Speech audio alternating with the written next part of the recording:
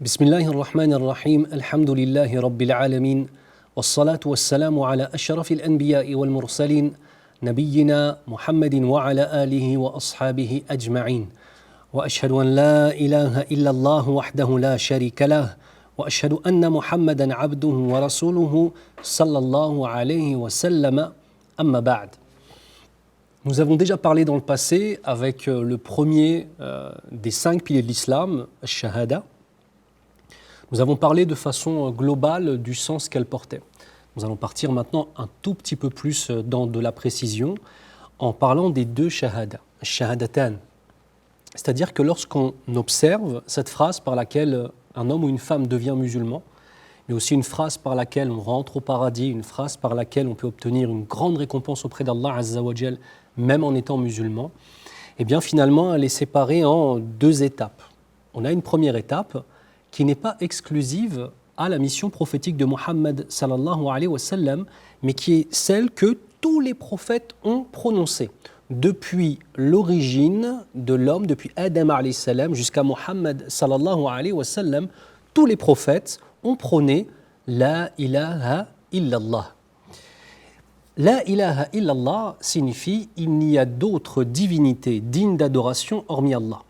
Pourquoi est-ce que je ne le traduis pas simplement par il n'y a d'autre Dieu que Dieu, même si l'intention de la personne qui le traduirait comme cela peut être une bonne intention, Inch'Allah, mais cette traduction-là pose problème. Pourquoi ? Il n'y a d'autre Dieu que Dieu. Déjà, le fait d'employer le terme Dieu, c'est s'éloigner de l'héritage coranique, puisque le terme Dieu est un mot que l'on peut mettre au pluriel, on peut y mettre un X, d'accord ? Alors que le terme Allah signifie par essence la divinité unique, et on le verra. Et Allah, on ne peut pas le mettre au pluriel.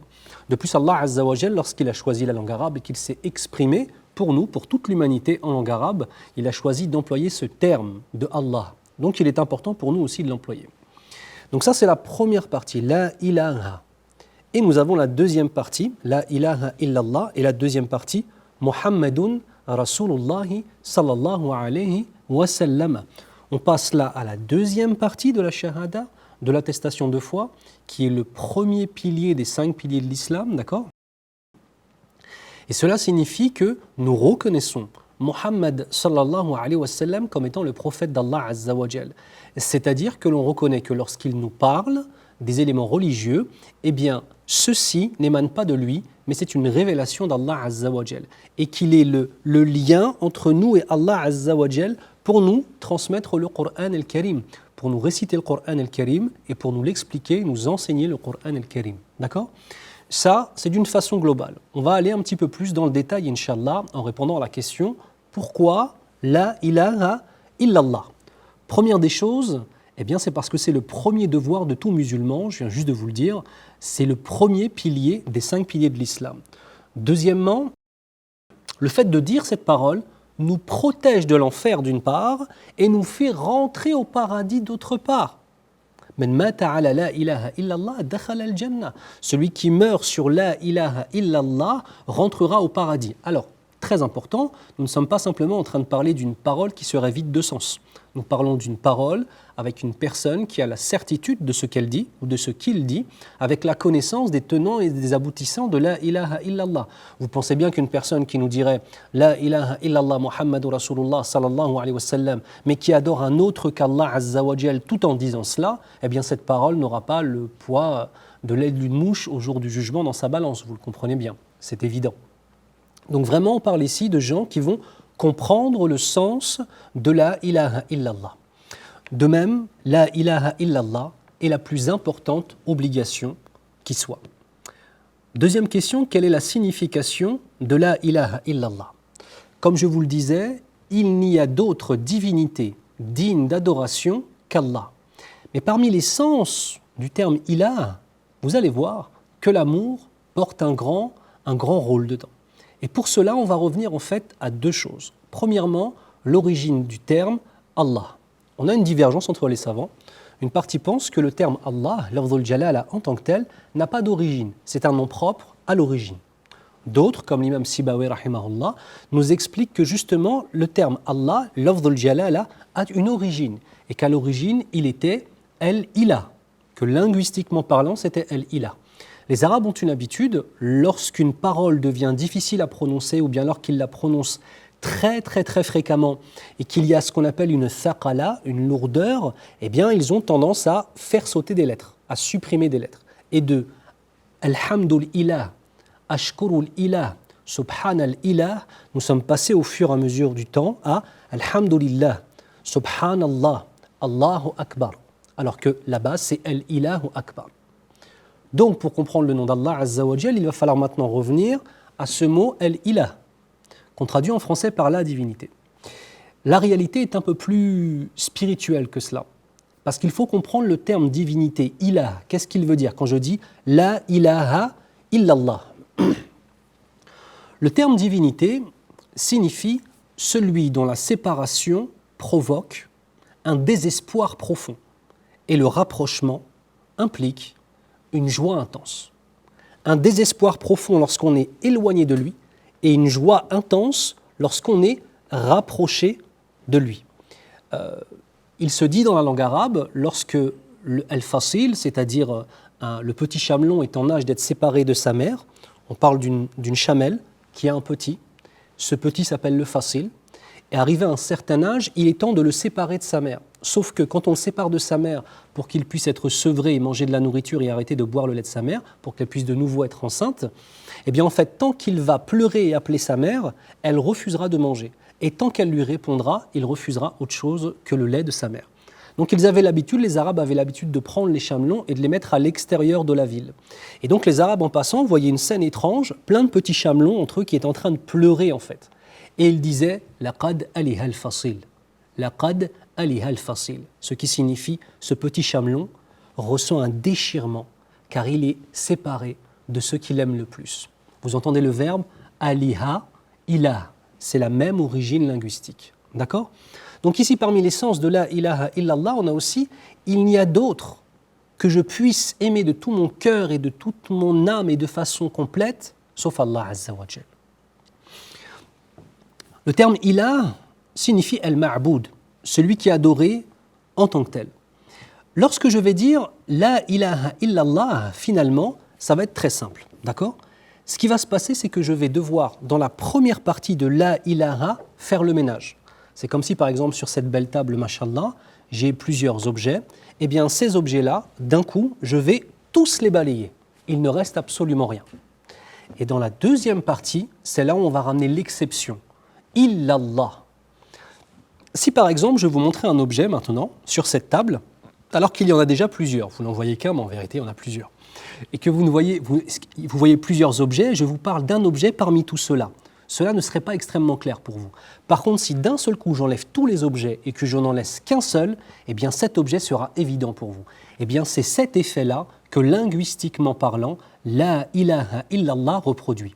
On a d'abord un nafyu, c'est-à-dire la négation, et ensuite on a l'ithbat, la confirmation.